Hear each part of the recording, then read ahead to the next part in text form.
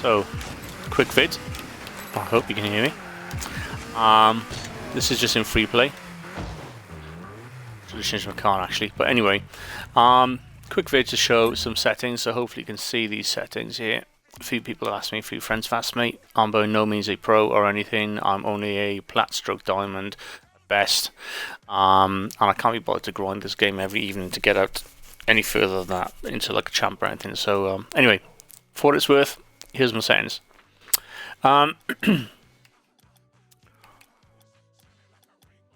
Okay, so client send rate high, server send rate high, bandwidth limit high, input buffer, CSTS. Some Grand Champ players have told me about this because it limits lag and is the quickest way to get on screen the gameplay as it happens. So it does away with any decimal of a second lag. The rest of it is pretty much my own personal choice. Camera, you'd probably find handy. Switch camera shake off. You don't really want the camera shaking about for any realism or anything like that. You just want it nice and clean. Field of view, that gives you the most view, as you can see. So the furthest you zoom out, the more of the screen that you can see. So if the ball is to your left or right, you don't really want it to be out of your field of view. So that's whacked right the way up. Distance, that's a similar kind of thing really. So field of view is left and right. Distance is how far your car is from your from the bottom of your screen. So obviously the further your car is out, the more you can see where the ball is around your car. So like if you were like this, for example, you're not going to be able to really see where you're hitting the ball. So I like mine around 350, something like that, or 340. Height, again, when the ball goes up above you, you don't really want it like this because you can't see your car in relation to the ball, because when the ball goes up, if you can imagine, you don't want it all up there. Let's try to see if I can show you that. You can't see the car. So for that reason, a few friends have shown me, Ride or Die being one of them. Cheers mate if you're watching this. The height.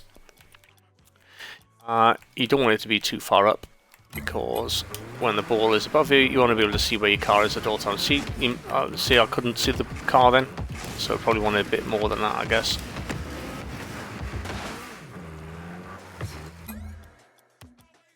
Settings, camera, that was the height, so I probably wanted a bit lower, around 140, 340 and 140. Angle, that's how much you look down or look up. You want that about middle, really, -7-ish.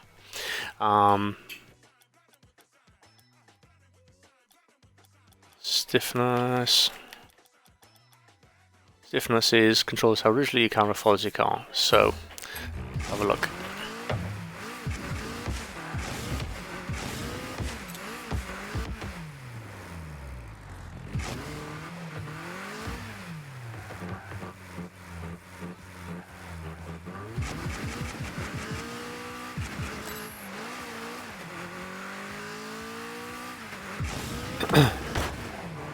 So, when you're on car mode, see the screen move with your car? That is the stiffness. So, whack that right the way down.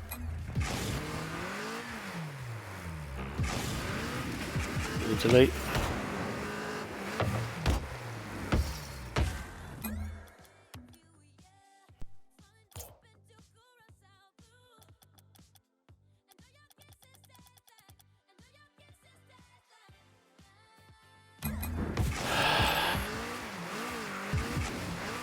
Sorry about getting interrupted by family.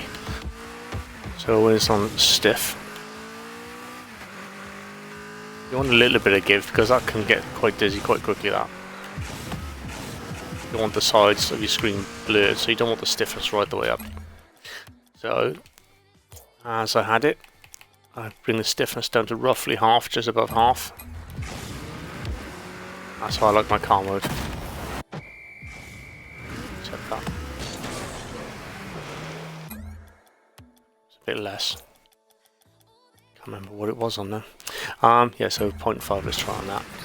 You got a nice bit of get too dizzy when you're looking for the ball.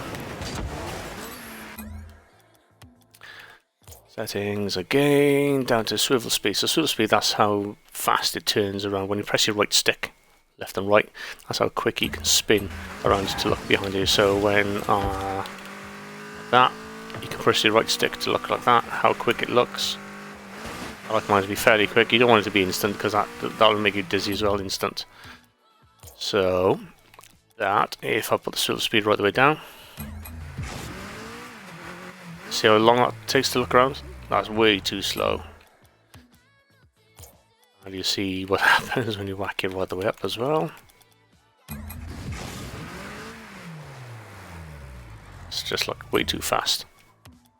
Make your eyes a bit dizzy, and it does mine anyway. So, again, just above half with that. If you can see someone's coming up behind you. Kind of manageable.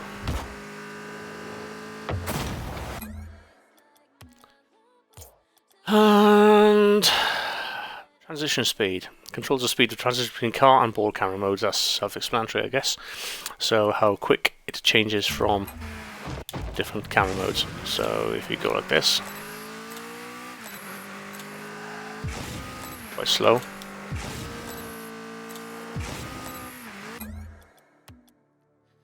And if we put that right the way up,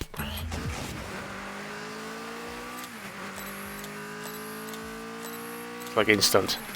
I like there to be a tiny bit of transition, personally. It's not too kind of dizzy when you're being chased around the place. You want to see where the ball is? It's a bit less, personally. You just got to play with this in free play and get it right for yourself, really. It's like half and half. It's about right for me. More, actually. Add it higher than that. It's empty.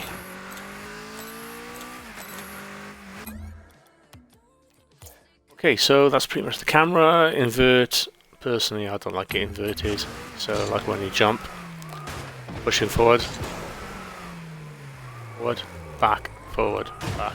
So I like to have my nose go forward, down, back, up. Settings, controls.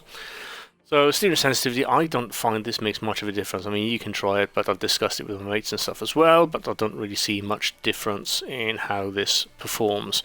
So, for example, I'll whack it right the way down. Let's see if it proves me wrong now. I'll whack it right the way down.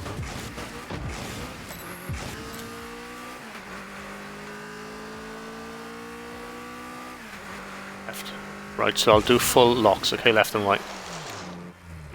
Full locks left and right.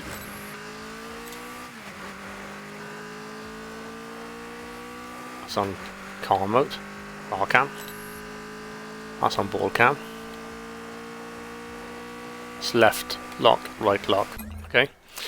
Let's whack that up the opposite direction.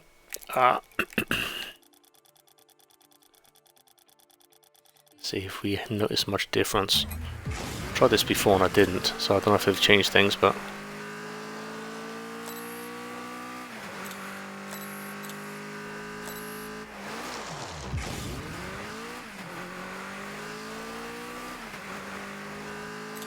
don't notice any difference personally. Left, right, left, right, left, right. What we can do as well is we'll try and go around this in a circle now. Boost, pretty much on boost. Pretty much boosting all the way around. Pretty much boosting all the way around that circle, and I'm pretty much staying with the circle. Let's try it. The opposite direction. See if it affects the tightness of the turn. Okay.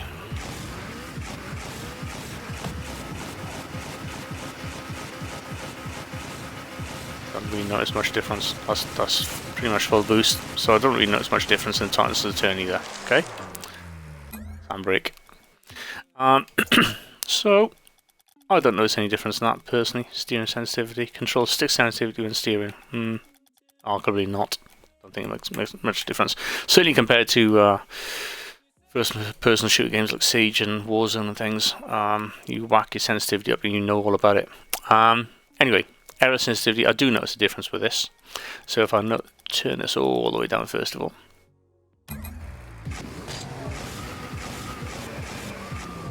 That's how slow it turns. That obviously is easier to control, yeah?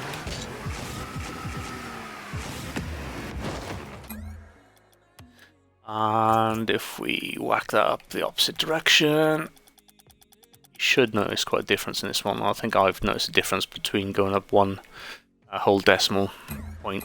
So let's see if we notice a difference this. Yeah.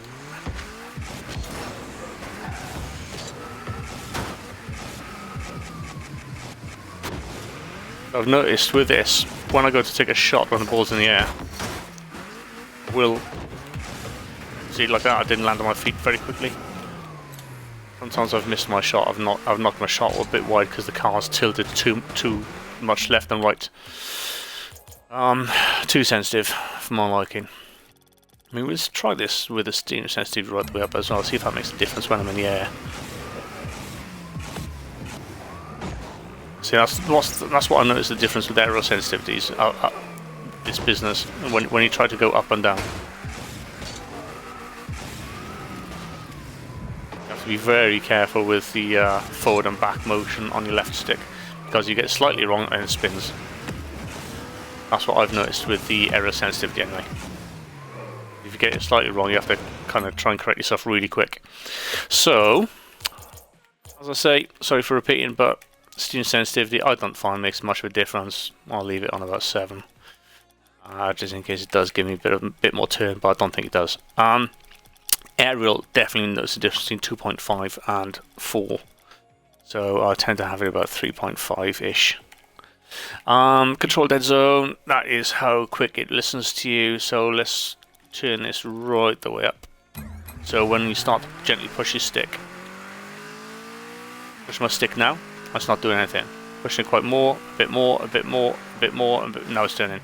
So that was probably 70% of my stick pushed. Like I'm turning my stick now left and right, left and right, left and right. It's not really doing much, slightly, but I have to push it all the way to left, all the way to the right. So most games usually use stick sensitivity, controller dead zone, when they got stick drift. So when you got a problem with your controller. If I turn this dead zone down, as soon as I touch my, look, see this going by itself, turning. I'm not turning right now. So this controller, even though it's an Elite 2 controller, has got stick drift on it. Okay, now it's not drifting. If I touch it a little bit, still turning. Look at it turning. I'm not turning at all there. So if I go along a straight line, I'm not turning at all. I've just left the stick be. If I touch the stick left, that's where it's gone. Touch it right, still going right by itself. This stick drift, terrible. This is on a new Elite 2 controller on its second replacement. So anyway, dead zone usually 0.1 does it, so 0.10. So that's quite reactive to me pushing. Let's cut out the stick drift as well. Let's bring it down a touch, see if that makes a difference. See how bad the stick drift is on this controller. See if I can get with 0.07. Yeah, I can. I had a previous Elite 1 controller and 0.7 still wasn't stopping the stick drift. Probably get away with a bit more on this one. Let's have a look. Yeah. So there's no stick drift there. So I'm not pushing anything at the moment. Touch left. Yeah. If I do a touch right, see, it's not drifting. It's not continuing to turn. When I leave go of the stick, it stops turning. So that's about right for me. Your controller, chances are, will probably be higher than that. I'm guessing most controllers are a bit crap. Dodge dead zone. We are, yeah. So that's how quick you can do the, how sensitive the barrel roll is. So double tap A, I'm pushing left and right. So let's whack that right the way up. See, if I can make it barrel. Nope. Try again.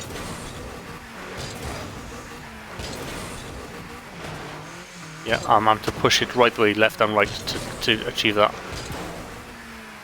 Yeah, see, that's what happens if I don't push it all the way. Yeah. It just does a double jump. I have to push it quite a bit. To get that barrel in.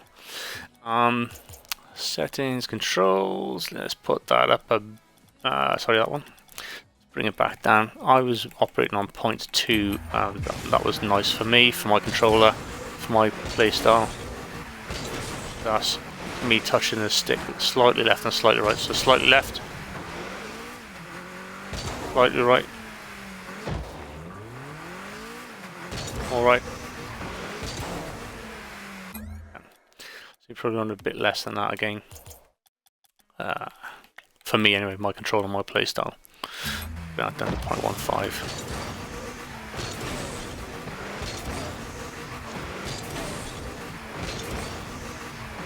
Yeah, that's barrel rolling every time now. I'm only pushing the stick slightly. Pushing the stick very slightly, perhaps 10%, 5%. That's what I'm pushing the stick to. So that's good for me. Perhaps a bit low actually. Controller vibration, that's obvious. Well, you don't need controller vibration. One, it uses your batteries. Two, it does affect slightly your sensitivity with your sticks, your own thumbs, and the ability to control it all. I don't like it on. Saves your batteries, don't need it on. Ball camera mode, toggle, push to talk, don't like that on, so I'll leave it off. Interface scale, that's this thing, window. I like it about 95. I like to see most of my screen, but I still like the lettering nice and big. I'm 46 years of age after all. Display scale, that's the whole of the screen. You see the footer moving as well. Okay, so I'll whack that up to 100% because I don't want any border. I want the display as big as it can get on my TV whilst fitting everything in, and that's 100%. Nameplate scale, that's your... Let's have a look. What is that? Is it the... What is it? There's me trying to bring up the table. I'm not on a game, am I? So the table's not going to show up. But I'm guessing that's mainly the table. I might be wrong. I think the nameplate that might also be the name bottom left.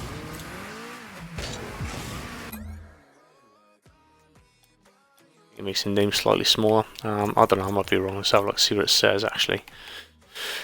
Controls the size of the nameplates that appear above other cars. Alright, okay. Guess wrong design. You probably want that quite small, I'm guessing. We can test that by putting this into a match against bots, I'm guessing. So nameplate scale, just leave that 100. Nameplate mode, simplified. If you want to know where your friends are or the enemy team are, if there's somebody particularly good in the other team, you could have it on nearby only if you want to see only the ones nearby, but if you want to see where the smart asses are on the pitch, you can have it simplified. Match notifications, I put all. I like to know about everything. Connection quality indicators, enables on-screen notification when experiencing connection issues, that's handy, so you know when you're having lag, etc. Obviously leave that off unless you're colorblind. Force default team colors, no, don't have to force it. You can choose your own team colors if you want, like in a tournament for example. Notifications during gameplay, yes, I like them on. Show social notifications during gameplay. If disabled, notifications can still be viewed in friends menu. So that is like if somebody chats to you, I'm guessing, on text chat. Team colored boost meter, I find that handy. So you can see boost meter bottom right, I'm orange right now. There's blue team, that boost on the right hand side, that boost meter, that would be blue if I was on blue team. I find it handy. Toggles between metric and imperial units, don't really care. Ball cam indicator, yes. Ball arrow, that's handy too if you want to know where the ball is. See the arrow above my car, to the right of my car, telling me where the ball is, so it's to my right, instead ahead of me. So that's quite handy, I like that on myself. See the arrow to my left, near my flag there. Flashing away. Next one, interface, we're nearly done that. Ball arrow, convert platform friends. Automatically send and accept epic friend invites from your platform friends. Do I want to automatically do that? No, because it's a pain in the ass. When you boot into Rocket League and it asks you shitloads of, well, for me anyway, it asks me about 200 connections, don't accept. I have to cancel them every single time. So I should switch that off. Did notice that. Video. Vertical sync off, weathering effects off, light shafts off, lens flare off, transparent goalposts, that's handy. So you want to view the scene whilst you make these differences. You're watching that, it's not going to make any difference in this map that I've chosen because it's a nice light day. But anyway, another Grand Champ told me about that. He said switch them all off apart from obviously the goalposts, because when you're in the goalposts, watch hands. I don't know if you've ever seen this, but I tested this. So it's nice to be able to see if somebody's over to the right, you can see through there. If I go to the settings and change the video to transparent goalposts, you can see through nicely. Look at that. You see, on, off, on. So I like it to be transparent. I don't really want to see all this crap. I just want to see where the people are, nice and clearly. Lens flares, that's if you're looking at the sun, but there's not much to this map really in terms of weather. Yeah, so it's nice to be able to see through the goalposts. That's the only thing. Audio. I have my master down because I'm usually in party chat with people. I don't like the game to be really loud. 87-ish% is fine. Gameplay. Louder than the music for definite. Music, I like to know I can hear the game is playing the sound in case I think I've got sound issues. I just have it on 10% so I can hear the sound in the background. The playlist. Music in gameplay, if you want that any different in gameplay, sometimes I like the music on in gameplay. If I do, then I want it a bit loud if I'm just chilling out without the headset. Voice chat, that's how loud you can hear the opposition speak if they are indeed speaking. You rarely do hear anybody speak in game on this Rocket League, but I have heard it before, and sometimes it comes across really loud, so that's why I turned that down. Ambience, crowd cheering and things, you know, ambience controls the volume of ambient sound in the world. So whatever's going on in the background, thunder, lightning, whatever else. I don't really need that up to you. Crowd, you don't really need that up either. Sticking above the 20. Upper type, I've always got my headphones on pretty much. Dynamic range, you want the best range possible. You don't want just like low with no bass for nighttime or anything like that. Just leave it on high. If you've got headphones, leave it on high. Play soundtrack in menu. Yeah, I like the soundtrack playing in the menu. In training, yes, I like it in training. Play soundtrack in game, no, not necessarily. Play anthems, you can have anthems on if you want, I don't really care for it. And then the chat. A chat setup, but you can have whatever you want really. The one that's handy if I'm not teamed with anybody is if I'm supposed to be playing with randoms. I like to have these things set up. Go for it. Got it. Need boost. Centering. That's about it. I did have that on OK as well. I've obviously changed that. But other than that, it's pretty much all the same. So hope that helps. Something to practice. We'll just reset it. Something to practice your new settings. Grand Champ told me again, and you see this on the web a lot. This circle here. Practice with your settings. If you can go around this circle. My auto sensitivity is a bit much there. I haven't done this for a long time, mind. So. That's my my left trigger roll, arrow. I find that handy. So that looks to me like my arrow is up more than it was. Try that on 3, so that's a whole 0.5 difference. Yeah, much easier look. Control. Vertical is the problem on this. When you whack your arrow sensitivity up, it's the vertical. I notice the difference. That flies, that forward and back. Yes, that's much more control look. See, if I could be asked, I would keep practicing this and updating my sensitivity all the while. But I can't be bothered. Be for fun these days. Yeah, that's about it. Really covered everything. Okay, hope you enjoyed the vid. Any questions? Message me on Xbox or in the Twitch channel or on Twitter. SmackMy6Up on Twitter. That's the easiest way probably. I'll post this video on there also, I think. Thanks for watching. Catch you again.